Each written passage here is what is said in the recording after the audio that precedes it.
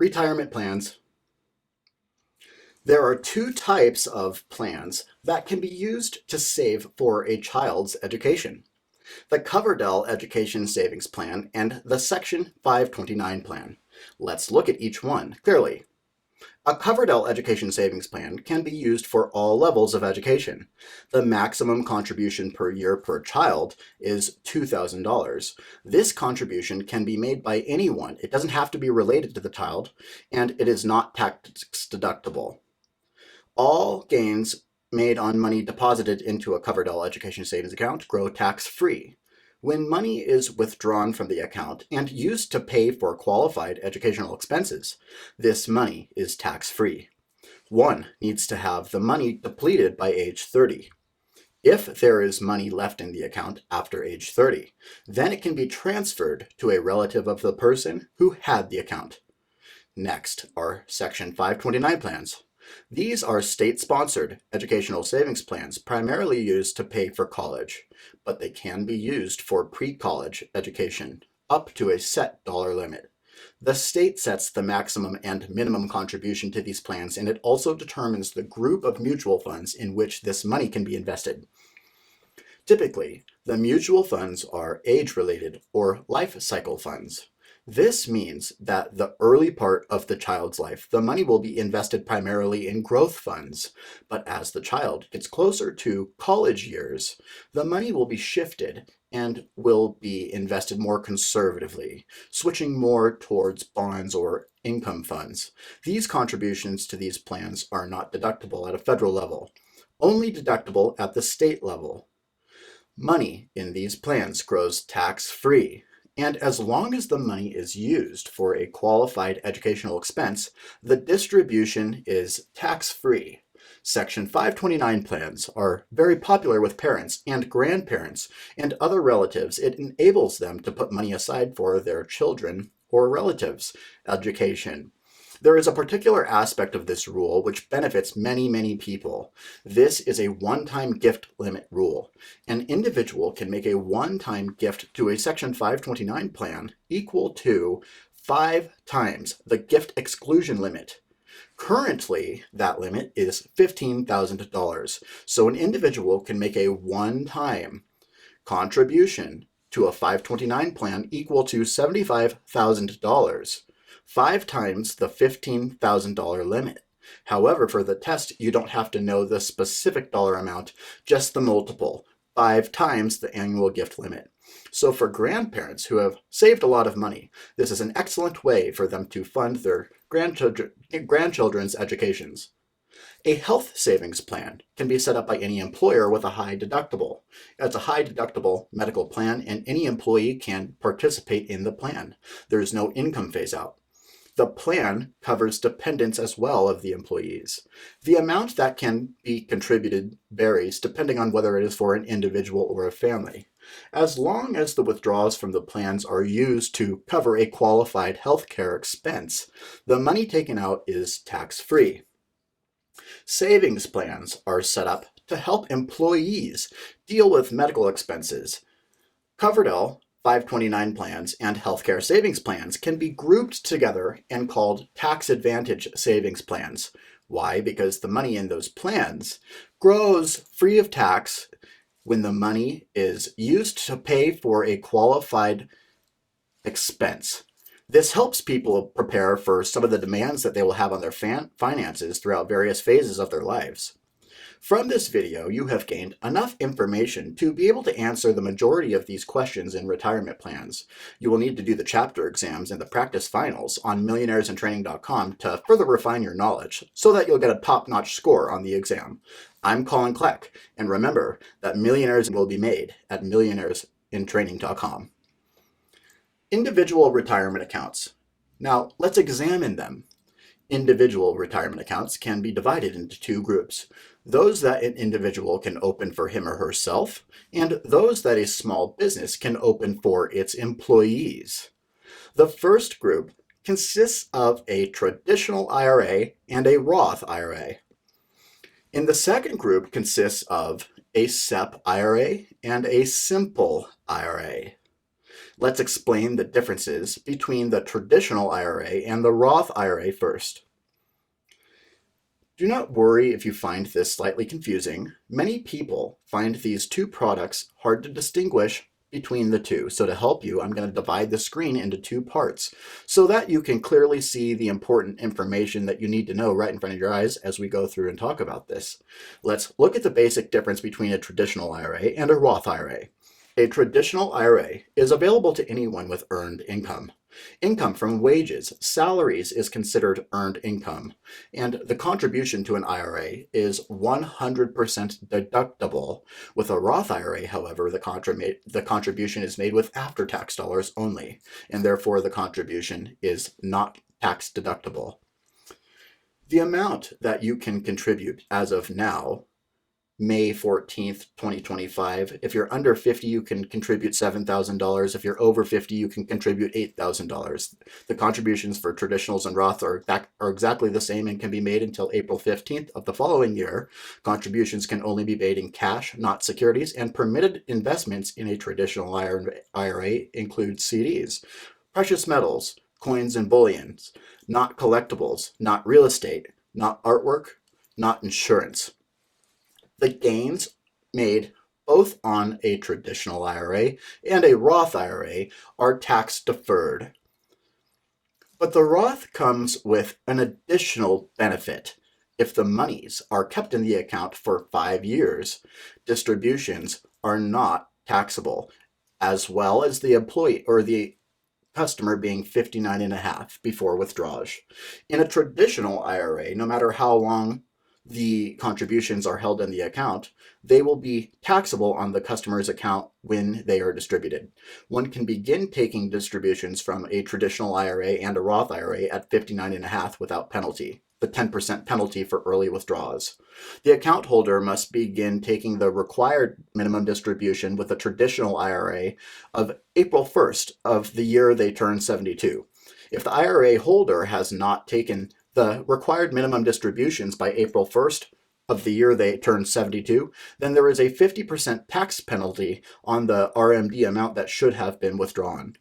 A person can continue to contribute to both a traditional and a Roth IRA after age 72. With a Roth IRA, there's no RMD. As long as the account holder has earned income, they can continue to contribute. If the IRA holder has not began taking the required minimum distributions by the April 1st date after their 72nd birthday, then there is a 50% penalty on the required minimum distribution that should have been distributed. A person can continue to contribute to both a traditional and a Roth IRA after the age of 72, as long as the account holder has earned income. And if they make the maximum contribution to a traditional IRA, then they cannot open a Roth IRA that year. Let's look at some provisions to a traditional IRA. And in a traditional IRA, if you contribute more than the annual maximum, then there is a 6% penalty. If you are over age 50 and you can put in an additional $1,000 catch-up contribution each year. You have to know about an IRA rollover in a traditional IRA. This is when you wish to transfer money from one IRA to another IRA. It can only be done once per year. And the amount is unlimited.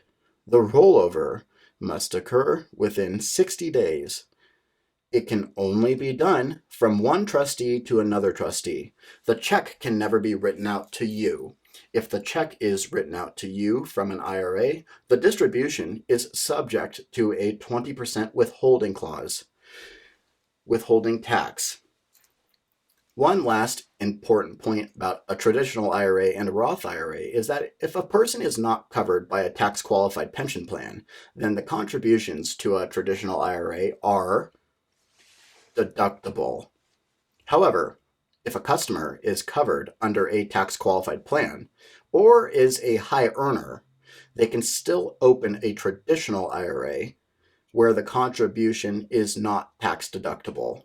A Roth IRA is not available to high earners. This was set up to benefit the average person who has extra money to put away for retirement. Small businesses can also set up IRAs for their employees. There are two types, SEP IRAs and simple IRAs. A SEP IRA is a non-tax qualified plan. Regulations for a SEP IRA permit an employer to contribute 25% of an employee's income up to a maximum of $58,000 per year. The key thing to remember is that there is flexibility in the contribution amount from the employer. So if the employer is having a bad year, it can contribute less. If you open a simple IRA, it is a little bit different. It is a savings incentive match plan. The employer must match the employee's contribution to the plan. The percentage varies depending on whether it is a group of people participating in the plan or based on all of the employees in the company. The key point that you need to remember is that the contributions by the employer are mandatory. So unlike a SEP IRA, where the amount of the contribution can vary with the fortunes of the company, with a simple IRA, the match is mandatory. So to summarize, the key differences between a traditional IRA and a Roth IRA is that when you retire, would you rather pay taxes or not pay any taxes to Uncle Sam? Well, if you don't want any taxes to be paid to Uncle Sam when you retire off your distributions, you want to open a Roth IRA. You agree to pay your taxes now when the money goes in, and then when you withdraw your money, you will owe no tax. With a traditional IRA, you don't pay tax on the way in when you do your taxes at the end of year. You won't get a tax form, but when you do with your withdrawals, then you will pay your ordinary income tax bracket tax on the distributions from a traditional IRA. A SEP versus a simple. Remember, the key differences between a simple and a SEP IRA for employees of businesses is that with a simple IRA, it is a match plan. The employer is required to match the employee, versus with a SEP, the maximum contribution is higher than with a simple. With a simple, it's $14,000 or $15,000 per year. A SEP has a higher contribution limit of $58,000, and the employer, if they're having a bad year and misfortune in the company, can adjust the contribution limits versus a simple being mandatory. I'm Colin Kleck, representing millionairesintraining.com. Let's move forward on our next video in retirement plans. Variable annuities in retirement plans. I'm Colin Kleck. Let's dive into variable annuities. A variable annuity is a type of unit investment trust defined in the Investment Company Act of 1940. A variable annuity is the way that many people put money away for retirement using after-tax dollars. This tells you an important feature of a variable annuity. It is a non-taxed qualified plan. Let's look at the basics of a variable annuity. It is appropriate for somebody between 40 and around 60 or 65 years of age. This gives time for the investments in the portfolio to grow. When one signs up for a variable annuity or an annuity, one makes regular periodic payments into the annuity. The insurance company that issues the variable annuity takes this money from the investor and puts it in a separate account. It is not commingled with the fund's own money. In this separate account is a mutual fund. The separate account is essentially an underlying mutual fund, and the money is invested in that mutual fund. The period of time during which an investor is putting money into a variable annuity is known as the accumulation period. What the investor buys during that period is known as an accumulation unit. This is important to understand because an accumulation unit is an accounting measure that shows ownership in the annuity. Of course, during this period of time, you're hoping that the value of the annuity will be growing according to the performance of the stock market. To illustrate possible returns from an annuity, there is the AIR. This stands for the assumed interest rate. This is contained in the prospectus that the investor receives when they sign up to buy an annuity. The AIR shows the potential return from the annuity at a rather low interest rate. It is for illustrative purposes only. It is not a guarantee on what you will receive from an annuity at retirement. Over a period of time, you put money into an annuity, and at age 59 and a half, the investor can begin to pull money out of the annuity. When you retire, you have two options for what you can do with the money in a variable annuity. Firstly, you can take it out as a lump sum distribution.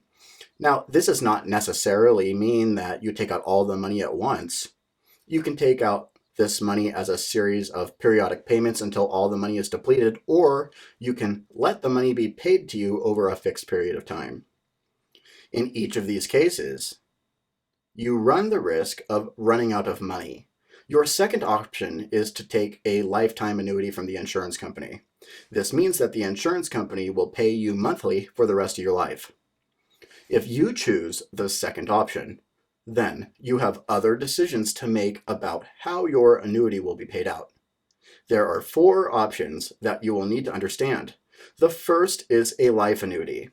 This promises to make regular payments to the annuitant for the rest of his or her life. It is based on one person's life, and therefore it has the highest periodic payments. However, when that person dies, the value of the annuity reverts to the insurance company. Their heirs will receive nothing. The second is a joint with last survivor annuity. This is typically used by a husband or wife, husband and wife.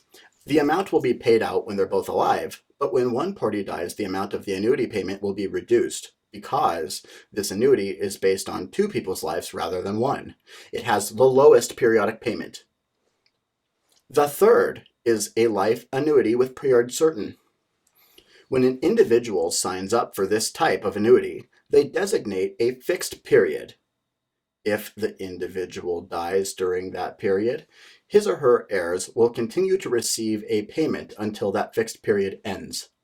If the individual lives beyond this fixed period, then he or she will continue to receive payments from the annuity, but their heirs will receive nothing. The fourth is a life annuity with unit refund. Remember that when your accumulation units become annuitized, they turn into annuity units. They become annuitized to become a fixed number of annuity units. These units have value that determines your periodic payment. The AIR can go up and down. As you receive payments, the AIR goes down, and therefore the value of the annuity diminishes. Because this is a life annuity, and you'll continue to receive annuitant payments for the rest of his or her life. However, when the person dies, the heirs will only receive the remaining value of the annuity units. Remember that this product is called a variable annuity. During the time that you're putting money into the annuity, the return will vary depending with the fund's performance of the underlying stock market. And once annuitized, the amount of money you will receive from the annuity will depend on the value of the annuity units. This uncertainty of income is frightening to most investors. So the insurance company also offers what's called a guaranteed minimum income benefit, AGMIB. This can be bought as part of the annuity package for a yearly fee. And as you might guess, this is not inexpensive. There are two interesting risks that you need to understand about a life annuity. And these are risks to the insurance company that issues the annuity. The first is expense risk. Over time, the cost of servicing the annuity goes up. None of these risks can be passed on to the individual who is guaranteed a life annuity. So the insurance company has to bear this risk. The second risk bared by the insurance company is mortality risk. This is the risk that the person lives longer than expected. The annuitant will live longer than expected because these are life annuities. They have to pay the individual for the rest of his or her life. So someone that lives far beyond the expectation that the insurance company's analyst had, the insurance company must bear that mortality risk. Now that you know the basics of a variable annuity, let's fill in some important gaps. During the accumulation period, dividend reinvestment is mandatory during the accumulation period, and no cash can be pulled out during this period of time. If cash is pulled out from a variable annuity before age 59 and a half, it is subject to a 10% penalty, similar to traditional and Roth IRAs. And the amount withdrawn is subject to taxation at your normal income tax rate. While all contributions are made with after-tax dollars, the growth on that money is tax-deferred until you begin pulling it out. When you begin withdrawing money from a variable annuity at age 59 and a half or later, all of the gains that have built up in the account must be distributed first before the money that was deposited using after tax dollars.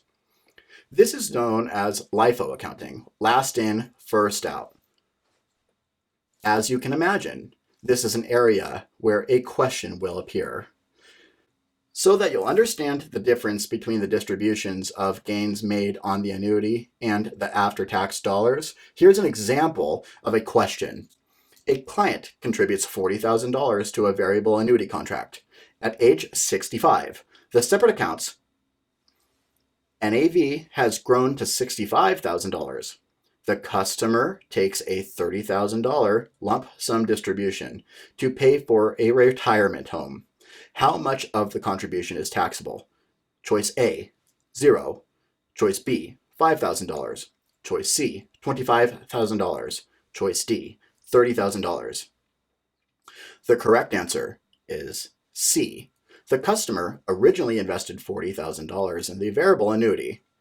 That has grown to $65,000. Therefore, there are tax-deferred gains of $25,000 on the growth of the account. When a customer takes a lump sum distribution of $30,000 under LIFO accounting rules, the $25,000 of tax-deferred gains must be distributed first. Therefore, $25,000 would be the taxable gains, and $5,000 of the $30,000 would be the return of the original after-tax money invested in the variable annuity. It would be a return of the amount invested. Therefore, the customer will have to pay taxes on $25,000. Again, C is the correct answer. A registered rep selling variable annuities must have 2 licenses. The first, a Series 6 or 7. This is because a variable annuity is a security. It's defined as a security under the Investment Company Act of 1940, and the second is a state insurance license. This is because it is an insurance wrapper wrapped around a variable annuity, and an insurance license is required to sell it. When offering variable annuities to a customer, the registered rep must make reasonable determination that suitability of a variable annuity is suitable for that customer. The things that a registered rep must do is make a reasonable effort to determine the customer's age, income, investment experience, and objectives, the risk tolerance, as well as tax status, as well as any other information that may be relevant and reasonable to make recommendations. The customer must have been informed of the material features of the product and understands the cost. The customer must understand the benefit and features of a variable annuity. The customer needs to understand the particular variable annuity as well as the separate account and which funds are being invested, and the riders on the policy. These must be suitable to the customer. The registered rep must sign a document saying that these determinations were performed. Note the registered rep signs the document, not the customer. This allows accounts to be open over the telephone. In 1974, in response to the colossal failure of the Penn Central Railroad and how it exploited employee pensions, Congress passed the Employee Income Retirement Securities Act, known as ERISA, and this piece of legislation applies to corporate retirement plans only, not government retirement plans, just corporates. Another way of saying it is it applies to for-profit companies only, and it seeks to protect employees' retirement money from employer mismanagement. Under ERISA, there are 2 types of retirement plans that were defined: a defined benefit plan and a defined contribution plan. In a defined benefit plan, or a defined benefit pension, the employer promises all of the employees a group of benefits when they retire, including lifetime pensions. All of the employees' money go into a central pool that is managed. The employer uses an actuary to determine how long people live and how much money needs to be contributed to the retirement plan to define those benefits. If the employer has a difficult or bad year, they can delay the contributions to the employee's pension. Therefore, a defined benefit pension can have an unfunded pension liability, meaning it's short the money it needs to provide for all the pensioners long term. This is only possible with a defined benefit plan. The second type is a defined contribution plan. This is like a 401k, and that's a prime example in fact. In a defined contribution plan, the employer sets up the plan to which the employees make contributions with before tax dollars. Depending on how this plan is set up, the employer can also match the contributions made by the employees. Upon retirement, the employee receives a lump sum that he or she decides how to use in retirement. No unfunded pension liability is possible with a defined contribution plan because the money is the employee's. ERISA also explains what makes a retirement plan tax qualified and non-tax qualified. A plan is tax qualified if the contributions are deductible from the contributor's income, the returns on gains or gains build up tax-free, and the distribution at retirement is 100% taxable. A plan is non-tax qualified if the contributions are not deductible from the contributor's income. In short, the contributions are made with after-tax dollars. Once ERISA was passed, the industry began to create many more types of retirement plans. Let's look at some of those now. A Keogh retirement plan is for self-employed individuals. Typically, you will find these used by doctors and dentists. For example, the maximum contribution that person can make in a Keogh plan is 20% of the person's income up to $58,000 annually. So if a dentist has an annual income of, let's say, $300,000, 20% of that would be $60,000. The dentist could not contribute that amount because the maximum is $58,000. The rules of this said that self-employed people must provide pension contributions for an employee if the employee is over 21 years of age and works 40 hours a week full-time. If this is the case, then the employer must contribute 25% of the employee's income to the Keogh plan. This contribution is deductible from the employer's income. So if they owe taxes, they can deduct that from their taxes. All the gains on a Keogh plan build up tax-deferred, and the person begins to pay taxes on a Keogh when they retire. So a Keogh is a tax-qualified pension plan. Other types of retirement plans include a 401k. This is set up by corporations, and it enables employees to contribute money for their retirement using pre-tax dollars. In short, the contributions are deductible from the employee's salaries. The employer can choose to match. Importantly, the employer sets up a menu of mutual funds and other types of securities into which the employee can invest in his or her money for retirement. So the responsibility for providing money for retirement rests primarily on the employee, not the employer. 403B plans are tax-qualified plans set up by nonprofit organizations for like schools, universities, and local governments like churches. Employees of these 403Bs can contribute to these plans. Importantly, with 403B plans, no direct stock investing is possible. The organization brings in financial services company that provides the employees with a menu of financial services, different financial services options like mutual funds, annuities, but never direct or specific stock investments. Another type of plan is a 457 plan, and this is similar to a 403B except that it applies only to high salary employees of nonprofit organizations. So high salary employees of nonprofits. 457 is discriminatory, only applying to these people that earn a high income. It is a non-tax qualified plan because in essence, it has enabled high salary employees to defer their compensation till later when they might be in a lower tax bracket.